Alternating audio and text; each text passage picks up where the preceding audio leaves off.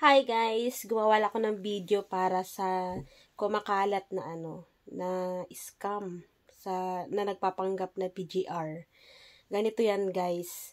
Ang PGR, ang alam ko lang based on my experience, pagkakaalam ko lang sa lahat ng mga kabatch ko, ang medical center lang na pinuntahan namin is Watanak. First medical tsaka second medical Watanak. Diagnostic center, mga ganon sa Makati din. Pero, binabayaran yun sa medical center mismo. Hindi sila nagpapa-bank deposit ng medical fee. Binabayaran yan mismo sa medical center pag magme-medical ka na. Tsaka isa pa, ang PGR, saka lang yan magpapabayad ng 20,000 down payment na placement fee kapag meron na yung work permit mo. Pag mag-a-apply ka pa lang, pag magpipirma ka ng kontrata, wala ka pang babayaran kay PGR. Ganun yun. Attitude yarn. So, mag-ingat kayo sa mga scam. Oo, maraming may gusto na pumunta dito sa Croatia, sa Europe, pero maging matalino. Huwag basta-basta sunggab ng sunggab, guys. Ganun.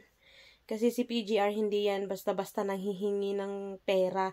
Oo, bank deposit si PGR, pero BDO lang po ang account nila. Pero saka lang kayo magbabayad ng 20,000 na down payment ng placement fee nyo kapag lumabas na yung work permit. 2 to 3 months yan. Diba, nag-sign ka na ng kontrata. Tapos, pag naibigay mo na yung NBI apostille mo at saka yung mga ibang requirements na hinihingi, ipaprocess na yung work permit mo niyan. Kailangan mag-fit to work ka sa medical.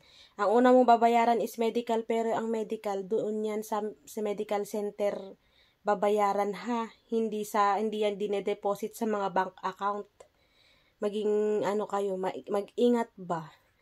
Tapos, pagka naipasa mo na yung medical, fit to work ka na, at naibigay mo na yung NBI apostille mo at ibang mga requirements, i-apply ka na niyan ng work permit. Ang work permit, pag na-i-apply niyan, 2 to 3 months, minsan inaabot pa ng 4 months sa mga long-term job. Pero sa mga seasonal job, mga 2 to 3 months, ganun. So, pagka meron na yung work permit mo ng 2 to 3 months, dun ka palang magbabayad ng 20,000 Pwede mo siyang i-deposit sa BDO nila. BDO lang ang account ng PGR, guys. Wala nang iba. Tapos, pag magbabayad ka na nun, may visa appearance ka na rin na schedule. Tapos, pagkatapos mong mag-visa appearance, magme-medical ka ulit. Kailangan mag-fit to work ka ulit kasi 3 months lang ang ng medical, ang validity nun. So, 2 to 3 months yung work permit mo, ibig sabihin, expire na yung medical mo. Kailangan mo mag-medical. So, yun. Visa appearance ka. Pag meron na yung visa mo, doon ka na magbabayad ng full ng placement fee. Kung 50,000 ang placement mo, di yung balance mong 30,000, yun na lang ibabayaran mo. Deposit yun sa PGR ulit. BDO lang po ulit. So, yun lang guys. Malinaw Huwag kayong papaloko kasi ako maraming beses na ako na-scam. Charis.